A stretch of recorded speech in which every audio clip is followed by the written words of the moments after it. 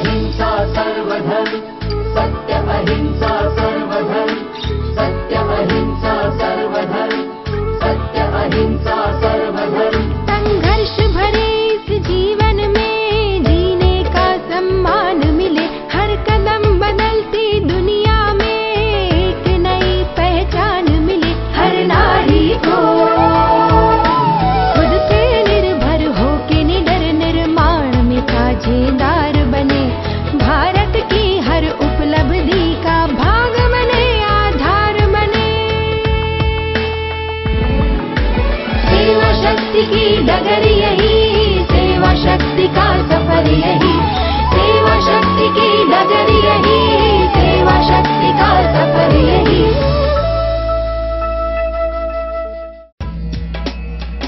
BPL परिवारों को cash मिले या राशन, माथापच्ची में जुटी सरकार, लोगों की अलग अलग राय। सेवा के कोऑपरेटिव से जुड़कर बढ़ेगी खुशहाली, अब लोन भी ज्यादा, सुरक्षा भी ज्यादा। सेवा ने सुंदर बनाई जिंदगी, कचरा प्रबंधन कार्यक्रम से बेहद खुश हैं लोग। गर्भावस्था के दौरान स्वास्थ्य का रखें खास ख्याल, जानिए डॉक्टर दीप्ति की सलाह। शादियों के मौसम में देखिए झूमर के रंग।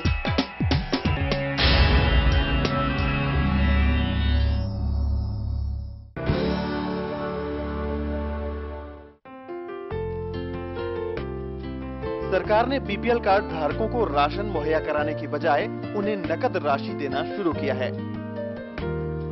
सरकार की सोच है कि ऐसा करने से न केवल बीपीएल कार्ड धारकों को राहत मिलेगी, बल्कि जमाखोरी के साथ साथ भ्रष्टाचार पर भी अंकुश लगेगा। इस योजना के तहत सरकार बीपीएल कार्ड धारकों को सरकारी दुकानों से राशन देने की बजाय 1000 रुपए नकद दे रही है। सरकार की ये स्कीम जरूरतमंदों को कितनी पसंद आ रही है, हमने ये जानने की कोशिश की और तमाम लोगों से बात की। 1000 रुपये मिलेगा, 1000 रुपये से बहुत कुछ मिल सकता है। इससे हमें ये फायदा होगा, हमें सिर्फ राशन में सिर्फ चीनी मिलती है 3 किलो और मिट्टी का तेल मिलता है 7 लीटर।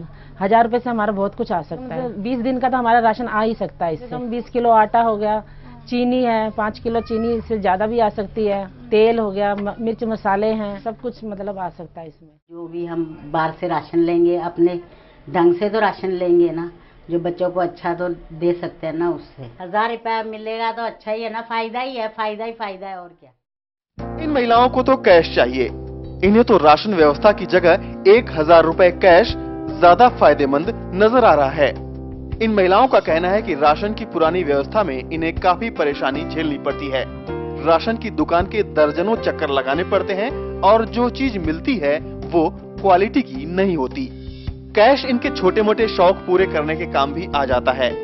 जैसे कभी कुछ अच्छा खाने का मन हुआ तो ये कैश से उसे खरीद सकते हैं। राशन की जगह कैश पाने का समर्थन करने वाली महिलाओं का कहना है कि नकदी इनके कई और काम भी आ जाती है। आड़े वक्त में महंगी दवाएं या महंगे इलाज की जरूरत पड़ जाए तो ये रकम ही जान बचाने के काम आती है। अब उन महिलाओं की सुनिए जो चाहती हैं कि कैश नहीं राशन ही मिलता रहे तो अच्छा है। जी हाँ, इन्हें 2 वक्त की रोटी चाहिए और राशन मिलने से कम इस बात की गारंटी तो रहती है कि भूखे नहीं सोना पड़ेगा। इनका सीधा सवाल है कि अगर नकदी दूसरे कामों में खर्च हो गई तो सरकार की मदद का मतलब ही क्या रह गया। हम बीपीएल कार्ड रखना चाहते हैं, हमको वही सही लग रहा है। पैसे तो खर्च हो जाते हैं, जैसे वो राशन तो रहेगा तो घर में तो खा सकेंगे। वैसे कुछ महिलाओं को ये शक भी है कि राशन के बदले कैश की व्यवस्था बंद भी हो सकती है।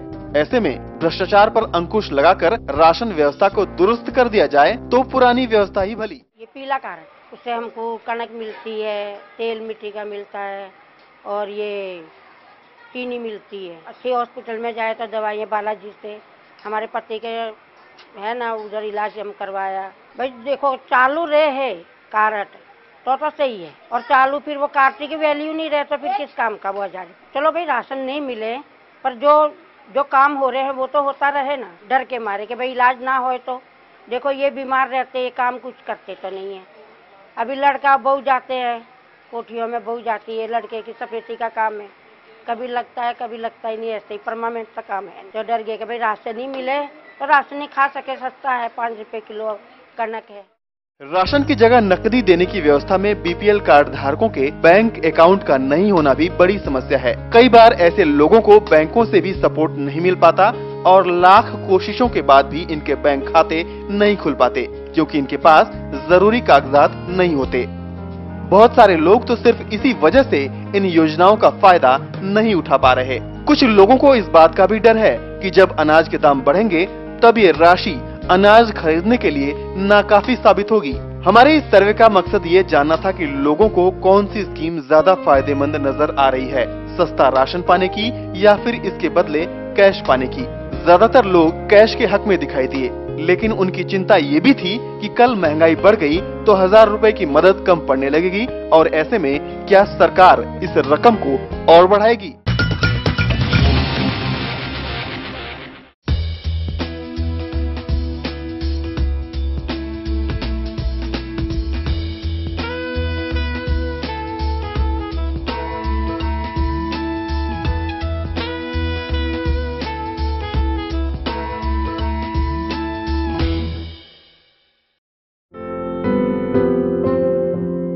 सेवा अपने लघु वित्त कार्यक्रमों को नए आयाम की तरफ ले जा रही है। हमारे स्वयं सहायता समूह का फायदा तो आप उठा ही रही थी, लेकिन अब हमारी कोशिश है कि आपको ज्यादा फायदा और भी मिले। इसके लिए हम स्वयं सहायता समूह से आगे बढ़ते हुए कोऑपरेटिव के गठन की ओर बढ़ रहे हैं।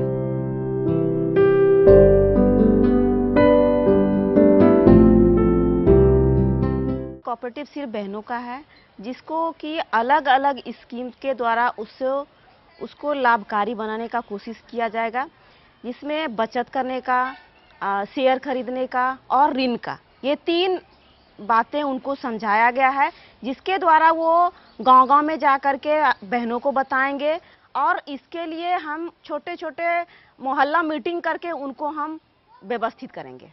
ये कोऑपरेटिव स्वयं सहायता समूहों का ही बड़ा रूप है, लेकिन फायदा और सुरक्षा ज्यादा देते हैं। स्वयं सहायता समूह में बंदिश ये थी कि हर बहन उतना ही जमा कर सकती है जितनी की बाकी बहनें करती हैं, लेकिन कोऑपरेटिव में ऐसा नहीं है।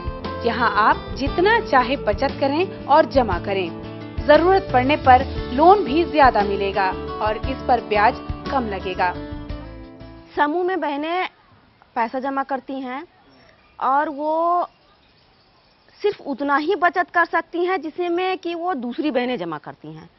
कोऑपरेटिव में जमा करने से उनको ये होगा कि वो बचत भी जमा कर सकती हैं, मैंने हर महीने का भी बचत जमा कर सकती हैं। कुछ पैसा अगर उसको ज़्यादा हो जाए तो वो भी उसमें जमा कर सकती हैं और इसके एवज में उनको ज़्यादा पैसे का कर्ज मिल सकता है और जो ब्याज होगा वो कोऑपरेटिव का अपना होगा और वो उन्हीं सदस्यों का होगा जो उसकी मेंबर होंगी। आपका पैसा पूरी तरह सुरक्षित भी रहेगा क्योंकि कोऑपरेटिव बैंकों से जुड़े रहेंगे और आपका पैसा वहां जमा होगा, लेकिन ब्याज का फायदा आपको मिलेगा। लोन वापसी और बैंकों में जमा रकम का ब्याज कोऑपरेटिव को होगा और इसका फायदा भी सभी बहनों को होगा। कोऑपरेटिव में बहनों को सुरक्षा इसलिए है क्योंकि कोऑपरेटिव में जुड़ने से वो पैसा जो कि बैंक में रखने से बैंक को फायदा होता था, वही पैसा आज बहनों को फायदा होगा और वो बहनों का अपना पैसा होगा, चाहे वो ब्याज का हो या शेयर का हो। तो उसमें जो बहनें शेयर खरीदेंगी उनको जो लाभ बैंक अपने स्तर पे लेता था वो पैसा आज बहनों का होगा।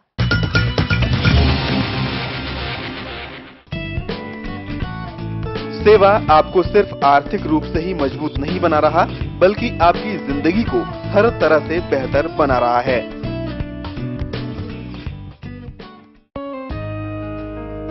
कटिहार में हमने कचरा प्रबंधन कार्यक्रम शुरू किया और नतीजे बहुत ही बेहतर हैं। आप खुद ही देखिए उन लोगों का क्या कहना है जिन्हें इसका फायदा मिला। मेरा नाम संपदा महेश्वरी है और मैं कालीबाड़ी में रहती हूँ। बदलाव तो खैर पहले से तो बहुत अच्छा है। पहले हम लोगों को थोड़ी प्रॉब्लम होती थी, अब ये लोग आके सब अपना ले जाते हैं, झाड़ू वाड़ू लगा देते हैं, सफाई कर देते हैं बहुत अच्छे से। ठीक ही है, अच्छा ही लग रहा है हमें। सरकारी मुलाजिम आते थे वो भी टाइम से नहीं आते थे, कभी आए कभी नहीं आए, हड़तालें चल रही है और अब ये लोग अपना समय से आ रहे हैं, टाइम से काम कर रहे हैं, अच्छा ही चल रहा है, अच्छा भी लग रहा है। नहीं, जहाँ जहाँ जो कचरे थे वो कचरे नहीं नजर आते हैं। टाइम टाइम पर ये लोग अपने कचरे ले जाते हैं। ये जो भी बात बोलते हैं सुनते हैं हमारी बात को और करते भी हैं, और बोलते हैं तो सफाई करते भी हैं। जहाँ पे बोलते हैं यहाँ पे थोड़ा गंदा है तो वो कर देते हैं। देखिए, ऐसे तो कटिहार में इस सब काम होता ही नहीं था। चारों तरफ गंदगी नजर आती है और नली का पानी चारों गली गली में बह रही है। ये सब तो पहले से ही देखिए रहे हैं, लेकिन ये अभी काम अच्छा हो रहा है। हम लोग को भी बहुत ही अच्छा लग रहा है। डेली आके साफ करके चले जाती है, जो कि हम लोग सोच के बाहर ही था। बिहार में विशेष करके ये सब होना हम लोग के नॉलेज के बाहर ही था, जो हो भी सकता है।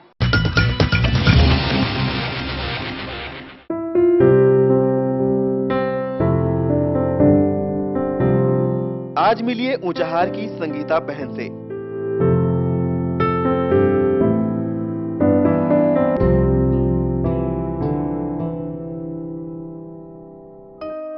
संगीता बहन मुंगेर के अगरबत्ती सेंटर में काम करती हैं।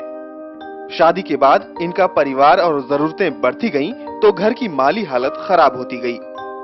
घर का खर्च चलाना और बच्चों को पालना तक मुश्किल हो गया था।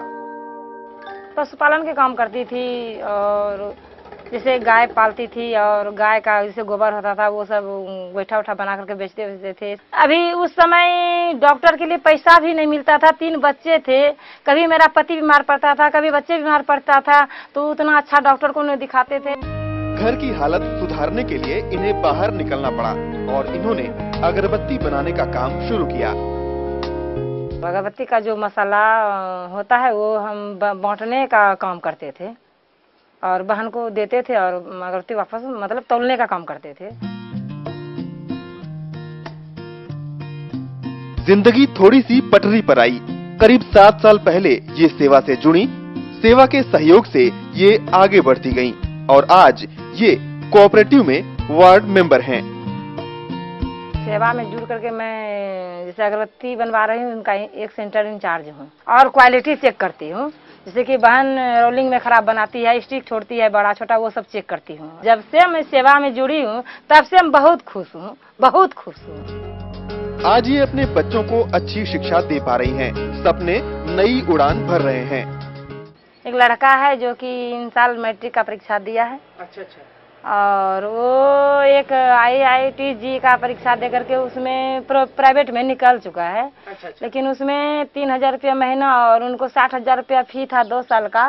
तो इनका मतलब कंपटीशन में इनको 36,000 छूट मिला है और 24,000 रुपया 2 साल में लग रहा है। संगीता बहन उदाहरण है इस बात का कि हौसला और सही मार्गदर्शन मिले तो कोई भी मंजिल पाई जा सकती है। सभी कटिहार की बहनों को मेरा नमस्कार। मैं डॉक्टर दीप्ति, सेवा दिल्ली से।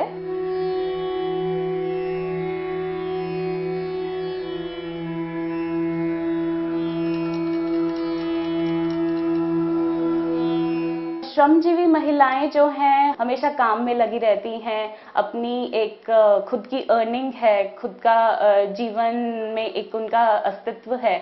तो उन्हें अपने स्वास्थ्य के दौरान स्पेशली जब गर्भावस्था में हैं, उस टाइम पे उन्हें अपने स्वास्थ्य पे ज़्यादा ध्यान देना चाहिए, क्योंकि पहले तो वो एक ही जीवन, अपने जीवन के लिए अपना पौष्टिक आहार ले रही थी, पर अब उनके अंदर एक और जीवन पल रहा है, एक बच्चा होता है।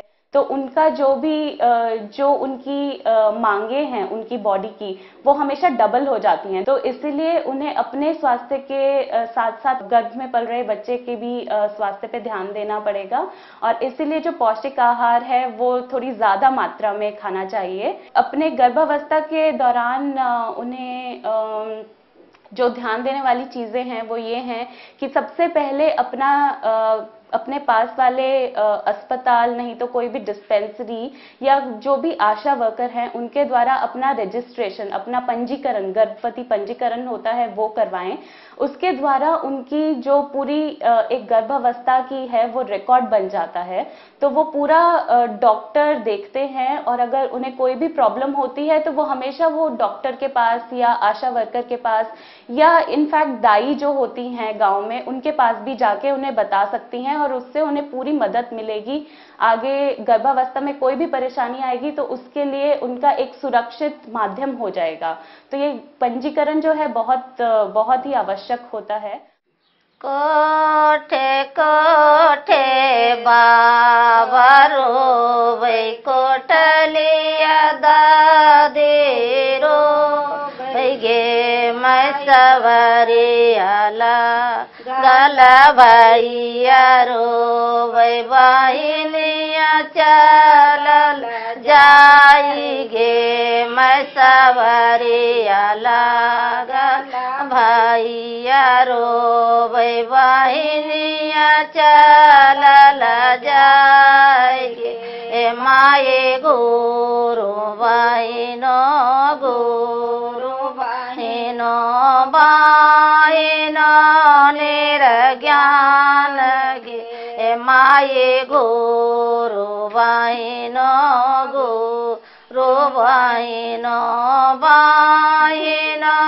निर्ज्ञान गे माये हम कैसा गुरुवे हो भैया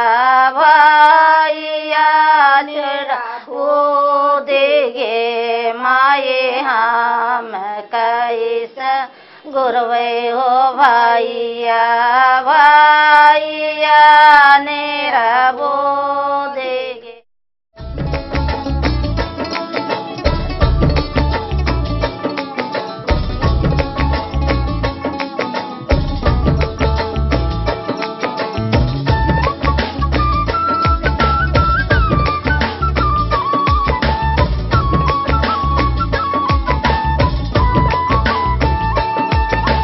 संगठन हमारा ताकत है हमारी, संगठन हमारा ताकत है हमारी, संगठन सिखाए सबको जिम्मेदारी, एक साथ चले तो साथ हमारे जीत की ही हुंकार चले, आज को मिलके सींचे ऐसे हम कल को सवार चले। सेवा शक्ति की डगर यही, सेवा शक्ति का सफर यही, सेवा शक्ति की डगर यही, सेवा शक्ति का सफर यही। सत्य अहिंसा सर्वधर्म